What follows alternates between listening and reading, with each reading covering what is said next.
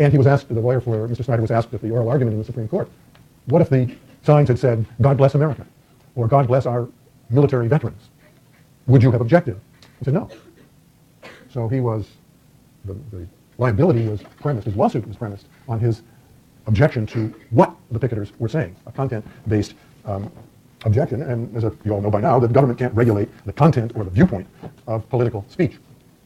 And then finally, the court recognized, just as sort of a throwaway line, that the government can regulate the time, place, and manner of speech. Even speech that is protected by the First Amendment can be subjected to regulation, reasonable regulation, about its time, when it's being said, its place, where it's being said, and its manner, a subject to which we'll return in a few minutes.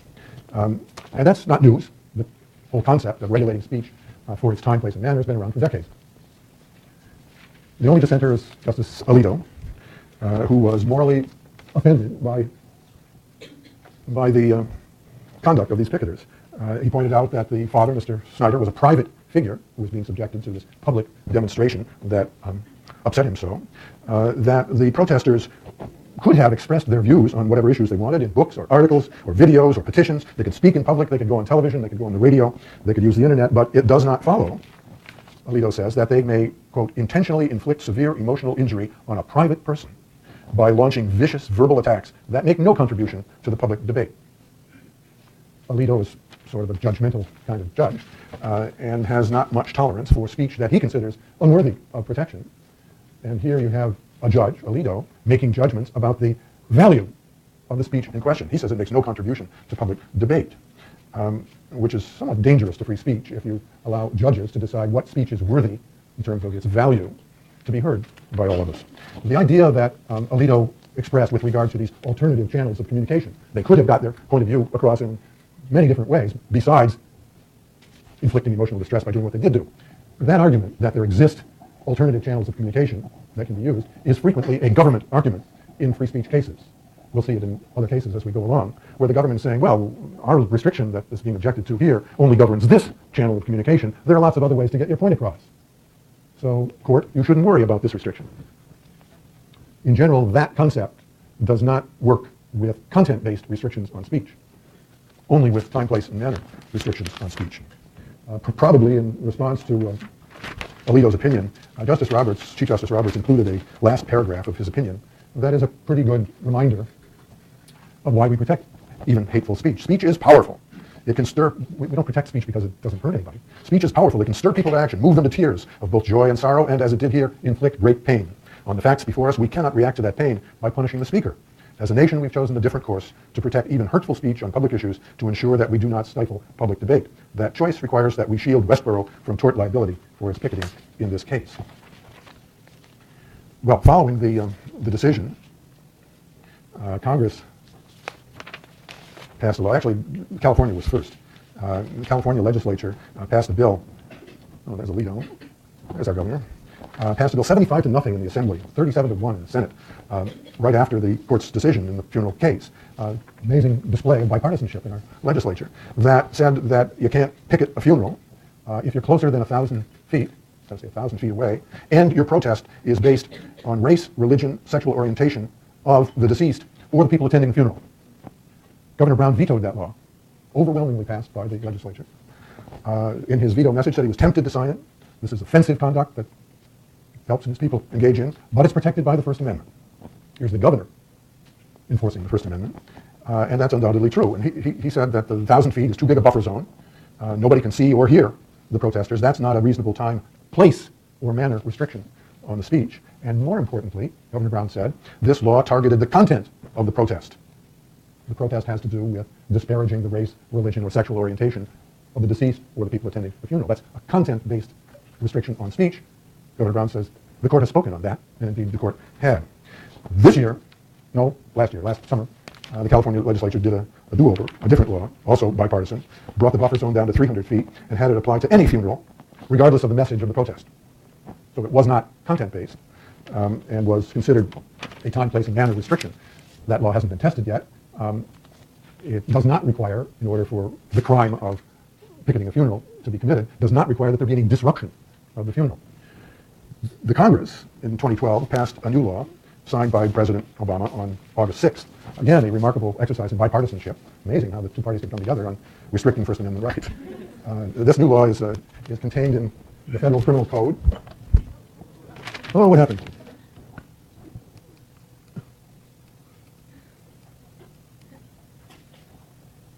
Where's Jerry Brown? There he is. The new federal law is in 18 U.S.C. section, that's a section symbol, 1388. The United States laws are codified under different titles. They're all put in nice law books. You can also get them online. For example, if you Google just this, 18 U.S.C. 1388, you will find this law. It's Title 18 of the United States Code, Section 1388. And it, like the California law, says you've got to stay 300 feet away from a military funeral. It governs only military funerals. And you're a wrongdoer only if you make noise, using the word noise, or a diversion that disturbs the peace or good order of the funeral. And you have to do it with intent to disturb the peace or good order of the funeral. And if you do that, you're subject to imprisonment for a year in jail. And that law has not, to my knowledge, been tested yet either, but at least it requires something in the way of noise disruption to the funeral, where the California law doesn't. The California law was signed by Governor Brown September 18th, which was the first anniversary of the Occupy demonstrations. And that leads us to look at the extent to which the First Amendment protects the Occupy movement. In order to understand where we are in this century, we've got to go back to the last century and back to 1984 to the case of Clark versus Community for Creative Nonviolence. And that involved a demonstration in Washington, D.C. to show the people of the nation and the world the plight of homeless people in our country. The Community for Creative Nonviolence was an organization that tried to eliminate homelessness or help the homeless, and undertook to do a demonstration in our nation's capital. And they picked as the venue for the demonstration Lafayette Park, right across the street from the White House, and the mall. This is on the mall. This homeless encampment was not their demonstration. This was actually earlier during the Martin Luther King's Poor People's Campaign in Washington. And the organizers of the homeless demonstration applied for a permit from the National Park Service, which runs all the national parks, which include Lafayette Park and the mall in Washington. And the Park Service granted a permit for the demonstration to occur in those two parks in Washington, and allowed the demonstrators to set up tents there. But they have a regulation, the Park Service does, that prohibits camping in the national parks, except in campgrounds that are designated for camping purposes. Sure, you can go camping in national parks all over the country, in places where they allow camping, in the campgrounds, parts of those parks.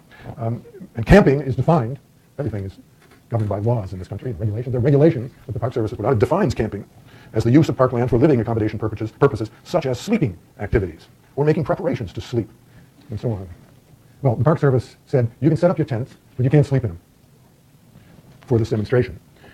That was the permit granted by the Park Service, denying the organizers' request that demonstrators be allowed to sleep in the tents. So the case works its way to the Supreme Court of the United States, which decides that the Park Service was within its power to ban sleeping in the tents. The decision for the court was written by Justice Byron White, nicknamed Whizzer, from his football days. He was appointed by President John Kennedy in the early 60s, was a moderate Democrat. While on the court, he's one of the justices who seemed to move politically to the right, one of those rare justices who seemed to move politically to the right during his tenure on the court, and he was, in general, not very good on First Amendment cases. He writes the opinion in the Clark case, and he says that the court will assume that sleeping is expressive conduct, protected to some extent, he says, by the First Amendment. Here is the Stromberg symbolic speech doctrine being applied to sleeping in parks as expressive conduct, treated as speech for First Amendment purposes. The court carefully refrained from deciding that sleeping in a park is speech. They just said, we'll assume that it's speech for the purposes of this decision. But that's only the starting point of the court's analysis, White says, because even protected speech can be reasonably regulated in its time, place, and manner. And the rules for deciding whether it's an appropriate, permissible, constitutional regulation of speech for time, place, and manner are three. The restriction has to be justified without regard to the content of the speech. Secondly, the restriction has to be narrowly tailored to serve some significant government interest. Not a compelling government interest, but some significant government interest. And finally, the restriction has to leave open alternative channels of communication for this kind of speech. And Justice White, applying those factors that must be considered in a time, place, and manner decision, says that the regulation is reasonable It did not govern the content of the protesters' speech, he said. There's nothing about what the message was, what the words were. It simply prohibited sleeping in tents. We'll come back to that. Second, it was narrowly tailored to serve the government's interest. What's the government's interest here? It's in keeping the parks clean, available, usable by the general public. That's a significant government interest. And this prohibition on sleeping in tents is narrowly tailored to serve that interest. I mean, people are living in the national parks that will interfere with the use of the parks by other citizens. And finally, this restriction leaves open alternative means of communication. They can go on television, radio, give interviews, write stuff, do whatever they want. They just can't sleep in the park. So the demonstrators lose the case on time, place, and manner grounds. The Chief Justice, those are the three factors that need to be considered. Chief Justice Berger concurred in this result, and his point of view was, this is not speech, this is conduct. Not protected by the First Amendment, this is conduct which can always be regulated by government, and this is conduct that interferes with the rights of others to enjoy the park. And that reasoning, it seems to me, and the court's treatment, White's treatment of sleeping in the parks, the reasoning would support a ban on tents as well, wouldn't it? Is just sleeping? I mean, if you got the whole park's cluttered up with tents, how are people supposed to, the other citizens supposed to enjoy the park? I would think that the court's reasoning would have disallowed tents as well, but all they disallowed was sleeping. Then there's a dissent by a couple of First Amendment lions on the court at the time. The greatest civil rights lawyer of all time, Thurgood Marshall, wrote an elegant dissent joined by William Brennan, in some ways the architect of the modern First Amendment, the author of New York Times versus Sullivan and other great First Amendment decisions. And Marshall didn't like the majority's assumption that sleeping in tents will be considered speech. He wanted the court to go through a painstaking analysis of a closer look at the nature of this symbolic speech. In a sense, as I read him, he's saying that this restriction on sleeping was not content neutral. I mean, what this demonstration was about is that homeless people have to sleep in the cold and the damp and in parks. And to restrict that and if it's speech, is to restrict speech. Admittedly, symbolic speech. And Justice Marshall, in his opinion, relies for precedence, TS, on the symbolic speech point, on Strasbourg, and on Tinker, the armband case. Says sleep is an essential part of this demonstration. What the demonstrators want to do is reenact the central reality of homelessness. Marshall agreed that the government's interest was a significant one, but complained that the majority didn't explain how the ban on sleeping, as opposed to erecting tents, would serve that interest. Seems to me he has a point there. And then he dropped a footnote, which is relevant to the Occupy phenomenon, saying, paraphrasing him, that people without resources, poor people, the 99%, don't have access to more conventional modes of persuasion. And banning these cheap but vivid kinds of public demonstrations disadvantages the poor in conveying their ideas. Well, Clark is still the law. Clark is the law that governs the Occupy movement. When the demonstrators were evicted from Zuccotti Park in New York, actually that park, I was in New York while the Occupy people were there. That park is a very small park relative to Oakland, for example. This is Oakland. And that's Cal.